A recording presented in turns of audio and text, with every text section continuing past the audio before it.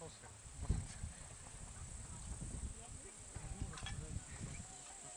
Разные виды чаш.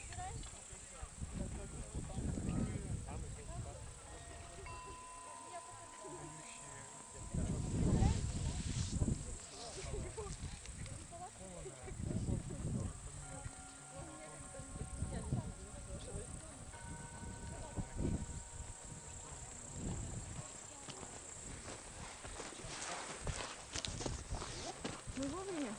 Да, да. Помните интересные.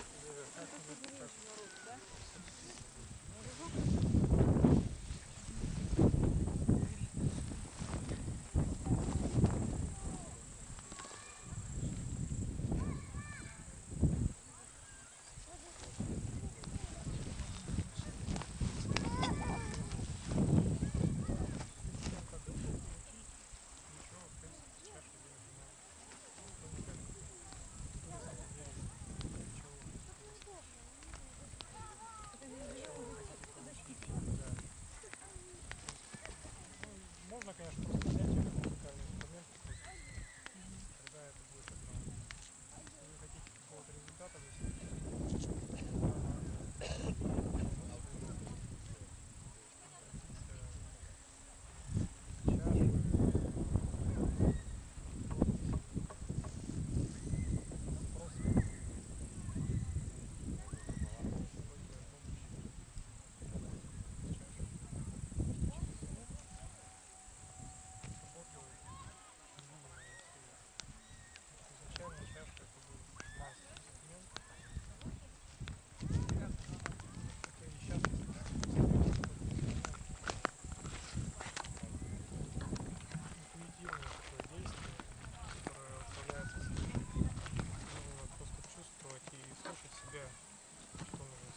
сделать для того, чтобы что-то получилось.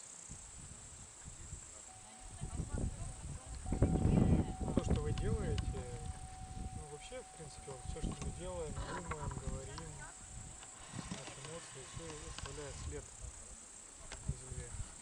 Поэтому за каждый след мы несем ответственность. И уж за применение чаши ответственность, несомненно, звук он действует на многих планах, помимо физического. Больше, чем мат. По часовой стрелке крутим для того, чтобы наполниться энергией. Еще можно сказать, что включается поток космический, если так можно выразиться. Против часовой стрелки вращаем, если хотим от чего-то освободиться. Либо что-то вывести за пределы нашего тела или ауры, или продолжать никого. И еще этот метод вращения он включает заземляющий поток земной. То есть если надо что-то материализовать или проявить на земном плане, или просто заземлиться после какой-то медитации, можно либо постучать, либо против часовой стрелки немножко покрутить. Ну, с этим аккуратно. Постукиванием мы, помимо того, что можем нейтрализовывать или разбивать какие-то участки застойной энергии, мы еще можем что-то утверждать. То есть, если сделать крест-накрест, это будет утверждение. Можно утверждать какую-то мыслеформу, какое-то намерение или какой-то результат. Правило, вот я когда делаю массаж, начинается с простукивания все, потом идет прощение, а потом в какой-то момент идет просто простукивание чаш крестом или даже линией выбрасываем. Идет утверждение результата. А где-то теория это вообще описана? Да, вот я забыл взять книгу, все ее вертел в руках перед тем, как ехать, и забыл. Путевых книг всего 2. Самая лучшая из них автор Аннеке Хойзер. И там чего-то про чаши для личной гармонии трали-вали. Издательство Диля. Да, интересная переводная книга, хорошая. Не знаю, на Западе есть еще пару книг, но они пока все в англоязычном варианте.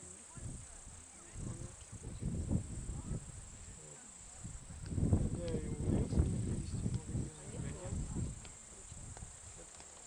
Ну, потом поймаете меня. Просто вот это все расписано, да, это же нереально запомнить, то, что вы говорите. Мы как бы воспринимаем, но Там, да, я, конечно, еще говорю то, что из опыта просто у меня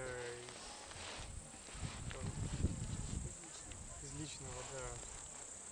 Плюс есть определенные наработки, которые пришли, ну, мы с людьми встречаемся вместе, с чашами работаем, мы какие-то вещи открываем, они в книге не прописаны. Но вот то, что та книга, про которую я рассказал, там очень хорошо все написано, и как чашу выбрать, и как, что с ней делать, и разные виды, и в том числе и вот звуковая медитация.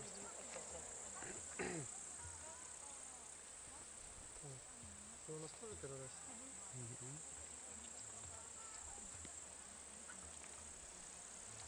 Давайте тогда разбирайте чаши.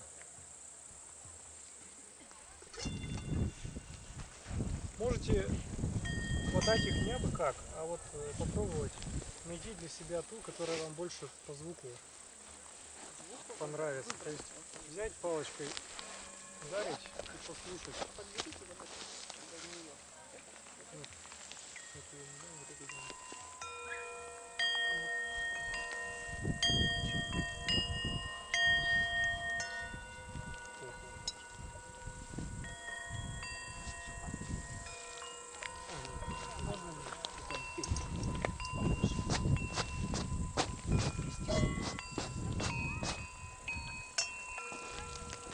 А есть повыше, чтобы тон был? Ну, ищите. То есть это же вы выбираете себе чашу, а не я вам. Ну, они вот эти все примерно одинаково, 30 сейчас. Ну да, видимо, есть. Ну вот какая-то из этих повыше, чем та, по-моему.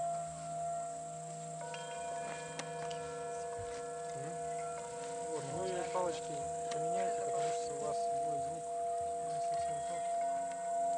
Вот кованые лучше кожей крутить. Можно, конечно, деревяшкой, но звук не такой приятный. Делайте ладонь плоско и трение по внешней стороне, равномерного вращения, не очень быстрого. Находите оптимальную скорость и степень нажатия. Причем вот самое интересное, что для каждой чаши это будет своя вот эта скорость и своя степень нажатия, потому что у них стенки у каждой своей толщины, разная у них конфигурация, жесткость. Есть чаши, на которые она сильно давит, есть на которые вообще можно нежно-нежно. Еще будет только по внешнему краю, по внутреннему. Мне не попадалось еще ни разу ни одной чаши, чтобы можно было по внутренней стороне ее раскрутить. Это должны быть супер вертикальные стенки. Что, наверное, есть в природе, раз они описаны в литературе. Индийские, скорее всего. А это тибетский, да? Тибетские у них это такое название. Чаши с Тибета надо еще поискать. Из Тибета.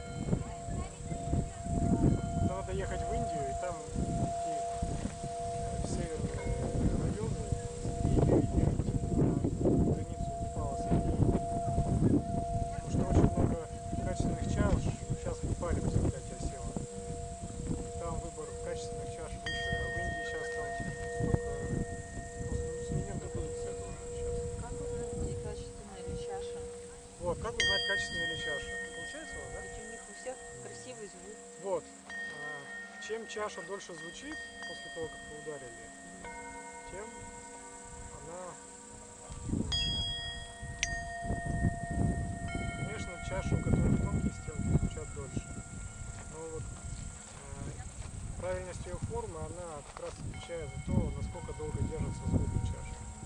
Причем его можно уже вот так вот не слышать, но если вы поднесете, она все еще звучит. Как друга нет. Ну вот на таком расстоянии нет. Просто это вот степень. Сама чаша уже не вибрирует, но звук в ней все еще будет, держась от стены. Недра внутри. Вот. Поэтому и среди литых бывают хорошие чаши удачной формы. То есть кованые не пашут. Кованые не пащи, да. Они богаче звук. То есть вот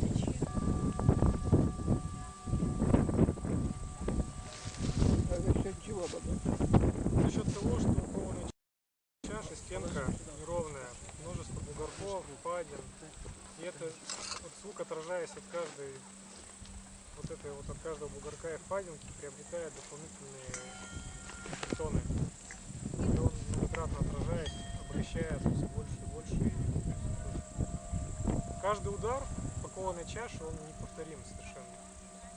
То есть невозможно дважды ударить одинаково.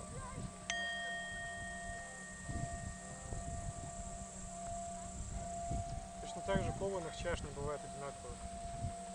При том, что у них может быть одинаковый диаметр, одинаковая высота, у них будет разная тональность. Если его пошлифовать чуть-чуть, его уже изменится тональность.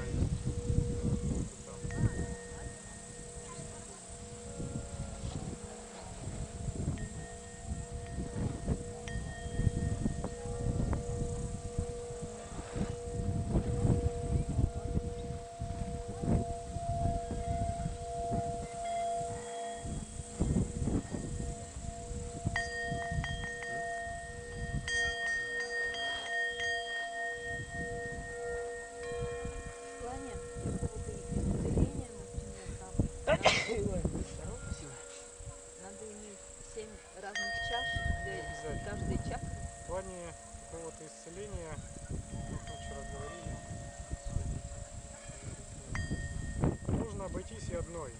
Но тогда лучше выбрать диаметр какой-то усредненный и тональность усредненная. То есть, если взять это до, ре, ми, фа, соль, ля, си по чакрам, то, конечно, в идеале бы собрать чаши, чтобы они эту гамму повторяли.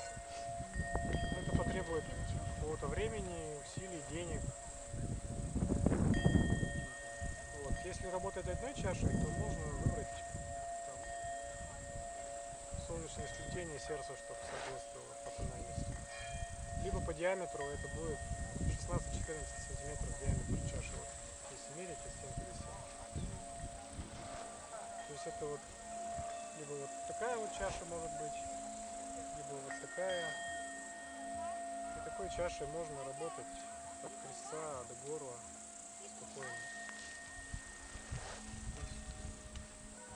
В общем смысле считается, что высокими тональностями работаем с головой, с горлом, пониже тональностями и ниже, соответственно. Но как работать с чакрой, которые выше и ниже тональности чаще? Ну вот если взять прямо можете, вот, сидите и крутите напротив. Напротив чакры? Да. Потом повыше, если нужно. Я не думаю, что бывают такие случаи, что прямо вот со всеми чакрами надо работать за раз. Да? Как правило, вопрос заключается в каком-то одном месте, ну в двух. Поэтому крутим. Если начинает брякать, значит там есть какая-то проблемка. То есть вот эта штучка пестик, когда срывается. Да. Как вот эта штука называется? Стик. Стик. Стик. Когда она срывается, то В принципе, это значит, она что... срывается еще, может, по двум причинам, по трем.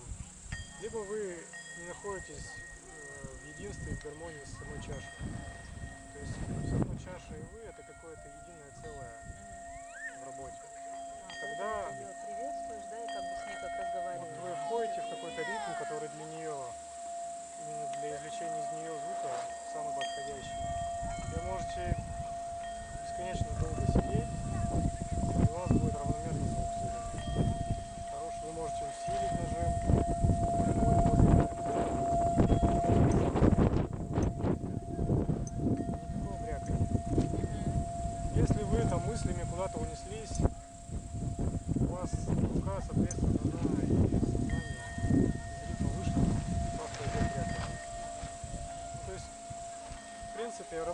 чаша, она позволяет здесь и сейчас побывать непосредственно.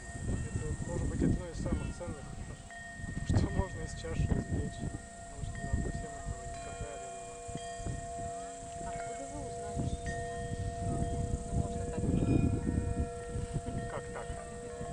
Да, вот история, она вообще удивительная.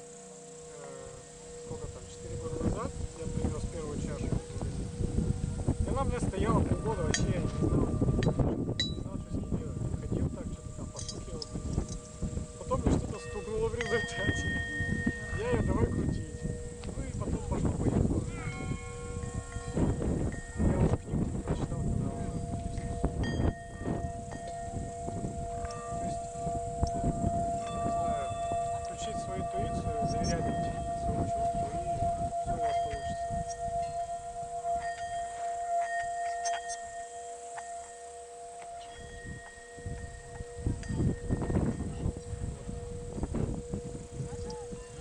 Ну, помимо одной можно использовать три.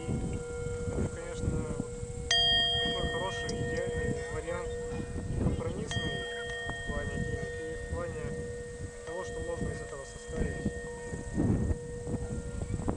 Потому что можно взять такую чашу такого плана, да, и она будет уже хорошо работать на живот, на крестец, да и в принципе вот этот уже низкий звук, если вы просто своим вниманием направите в ноги, то у вас ноги будут воспринимать. Когда мы внимание направим, туда звук уйдет. Можно это проще?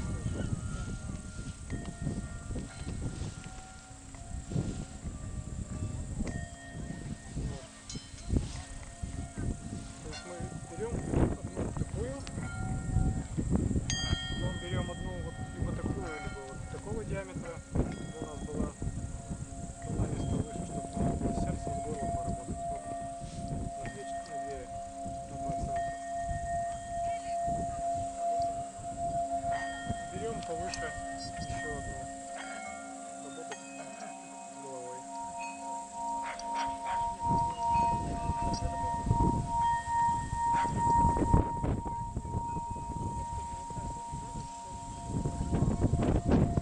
Просто нужно надавливание. То есть степень надавливания, она чем больше будете у нас, тем просто вам легче будет переходить. Я-то просто знаю каждую чашу.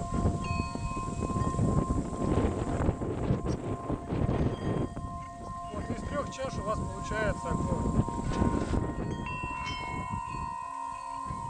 Если удастся вот так вот сопоставить, ну вот они сейчас не совсем друг другу подходят, все железно, да? Иногда удается такие сочетания идеальные сложить. Есть информация, находила я. Такая книжка есть. Надо йога. Что-то там еще. Там записка еще прилагается. Там вот расписано, что мажорные и минорные аккорды, каждый из аккордов действует и на тело, и на психику, и на дух гармонизирующим образом. Каждый какой-то задачи. Поэтому составить из 3 чаш можно просто сесть, не обязательно их у тела крутить. Нужно поставить их рядком, постучать по ним, покрутить их. Вы уже входите в гармоничное состояние. Да, вы ставите 3, можете с ними одновременно работать. Там, одну закрутили, пока это звучит, вторую закрутили, третью. Постучали в какой-то последний. Тут уже как подсказывает вам. Вот они, когда 3 звучат, намного богаче.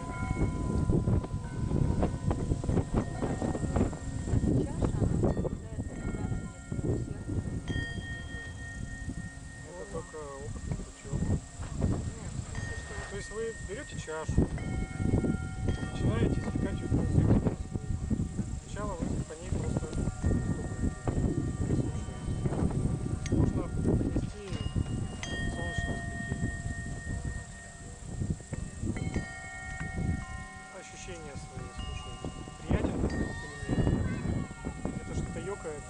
как ёкает? Радостно или какое-то есть отторжение?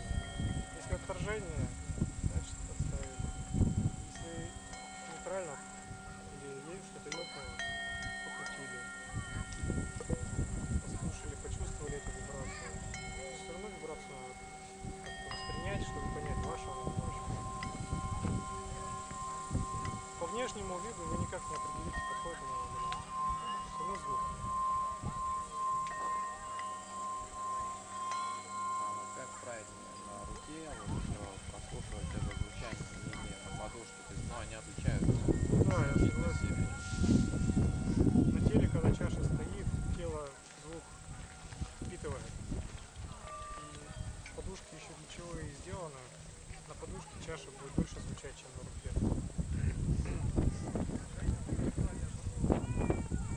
Ну, чтобы себе подобрать чашу, я думаю, что лучше на руке. Все-таки это контакт.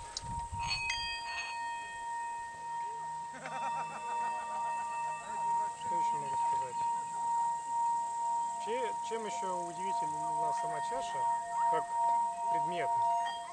Она в себе несет очень глубокую символику, поскольку чаша это женский принцип, отражение женского принципа, а стик это мужской принцип. И они, соединяясь, рождают звук. То есть фактически вы каждый раз выступаете в роли творца. Вы вот этим звуком творите какую-то вселенную, которую, может быть, вы и не видите, но она проявляется. И то намерение, то чувство, те мысли, которые вы вкладываете, когда вы звук извлекаете, это же все проявляется посредством звука в мир.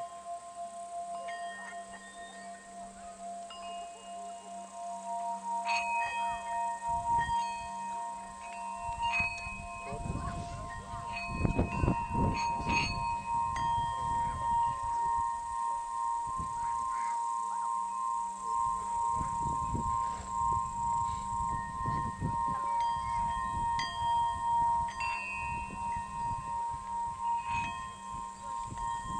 Бывают чаши с совсем низким звучанием. Бывает. Или они все-таки Бывает. такие. Да, тяжело уже было все тащить, поэтому я не все взял. Конечно. Бывает, во-первых, больше диаметром, чем вот это. Вот это 2,4 сантиметра. Есть и, в общем, во-первых, они там каждый сантиметр могут быть по диаметру. Есть и 30, и 35, и 40 сантиметров диаметром. И там уже это такой инфразвук. Как-нибудь все-таки приобрету постепенно. Сочнее было.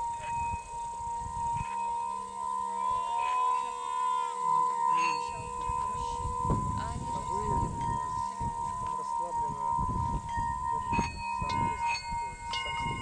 То есть нужно чуть-чуть тверже пальцами держать, тогда вам будет легче его прижимать. То есть он у вас не просто болтаться будет поверх чаши, а вы его в какой-то степени нажатия прижимаете. ну, немножко Да, да. Потому что чаша, вот сделайте такой эксперимент, вот вы стукните и прикоснитесь пальцем, почувствуйте вот эту вибрацию.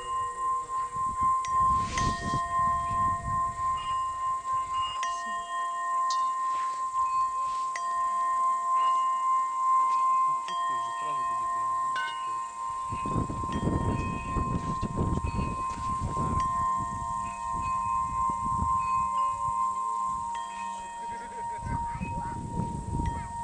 Может вам надо так, но я не знаю. Вот у меня ощущение, что вы слабо прижимаете. Сильно прижимаете? Тогда попробуйте вращать медленно.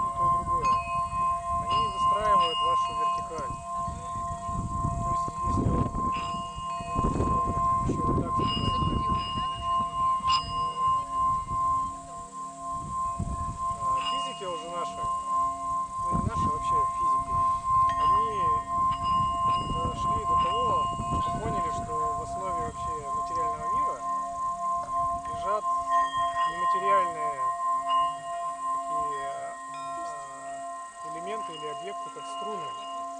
То есть теория суперструн в физике — это соединение Эйнштейна и ньютоновской физики, квантовой Эйнштейновской физики. То есть уже они дошли до того, что вот эти вот струны, которые они описывают, они пронизывают, ну, вот то, что вычислили, по крайней мере, 12 измерений. Сами эти струны, они нематериальные, но каждая струна, она вибрирует на определенной частоте. Да, то есть из источника Вселенной исходят вот эти струны, которые каждая вибрирует на своей частоте, и частота этой вибрации определяет, какие атомы и молекулы будут формироваться. И у каждого человека есть вот эта своя струна, которая из источника идет, с помощью которой и в этой струне у каждого своя вибрация, свой тон. А у каждого человека У свой каждого тон человека получается? свой тон базовый, и у каждого вот это. Причем эта струна, вот она, вот если можно представить, она идет так, да, вы можете на ней мысленно ее так тронуть, как на гитаре трогают струну. Но это в тишине лучше делать и послушать внутренним чувством свой звук. Очень хорошо гармонизирует это. Просто приводит моментально в такое состояние единства.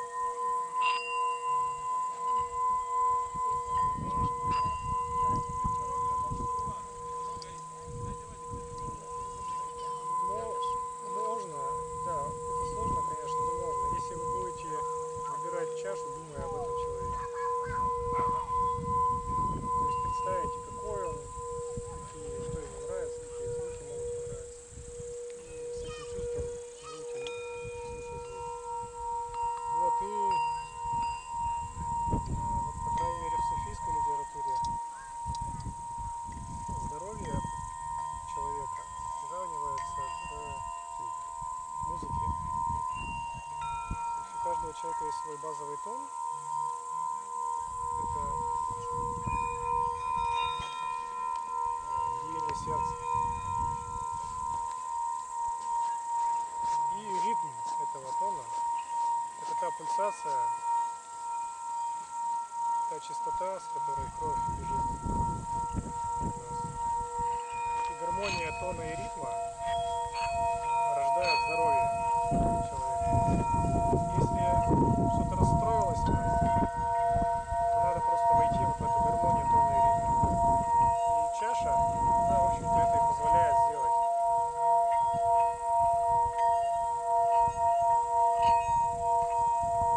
И когда вы крутите, когда вы звук извлекаете, вы находите как раз вот эту гармонию тона, то есть звука, и ритма, то есть скорости вращения и степени нажатия. То есть можно из чаши извлечь совершенно негармоничный звук. В принципе, он может быть иногда и нужен.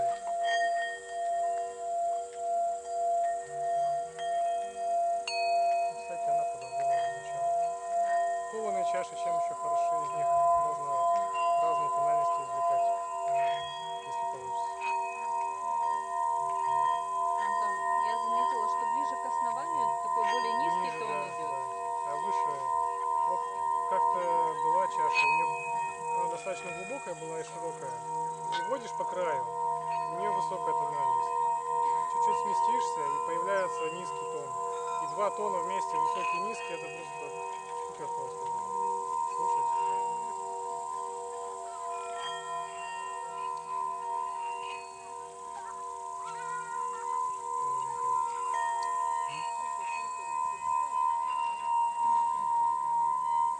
Вот. Так, ну ладно. Можно еще что сделать?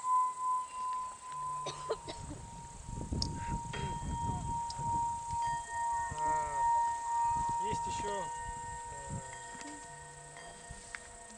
скажем так, несколько звуков, исцеляющих, гармонизирующих, которые можно извлекать голосом. Есть звук У, который заземляющий. Он работает на крестец, на копчик, на ноги. О на живот, А на сердце, Д на горло.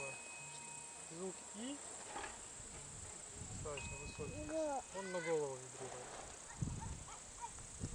И можно взять чашу и попробовать вот ее звуку, который вы извлекаете, подобрать голосом и попробовать вместе с чашей петь голосом и тем звуком, который наиболее подходит к ее тональности.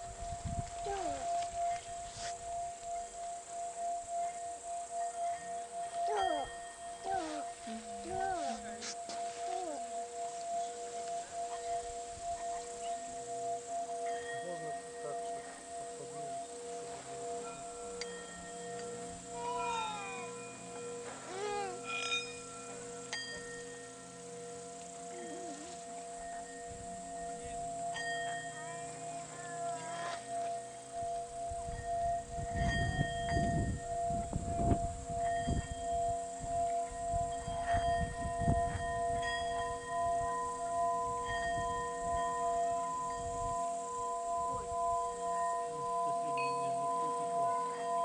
Причем можно, в принципе, как А, как и О взять повыше просто тональность и все.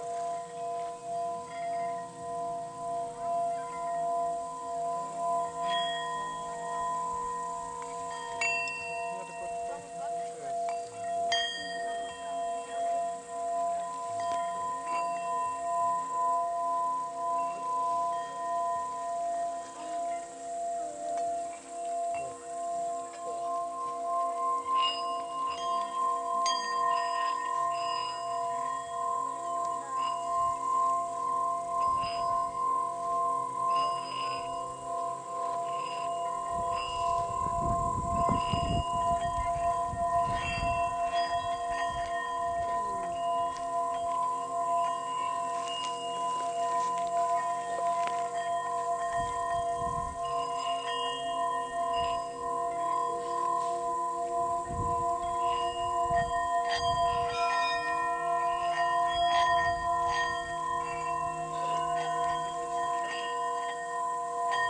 Пожалуйста, пожалуйста.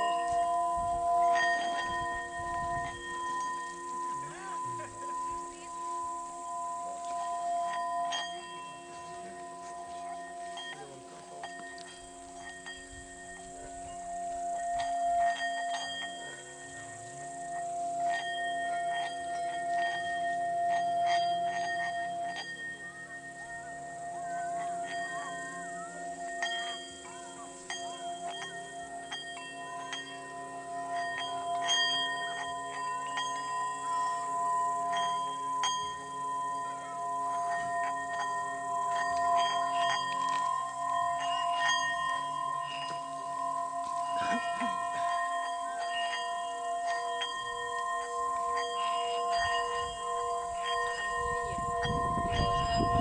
Это издержки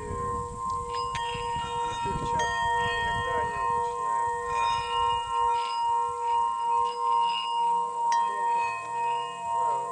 кувалдочкой аккуратненько. Так, предлагаю, в общем, сегодня провести групповую звуковую медитацию. Ну, так гармонично, как у вас. Попробуем сыграться вместе.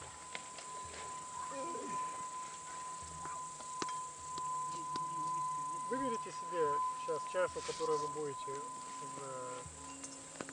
совместно со всеми изучать. Большое, большое.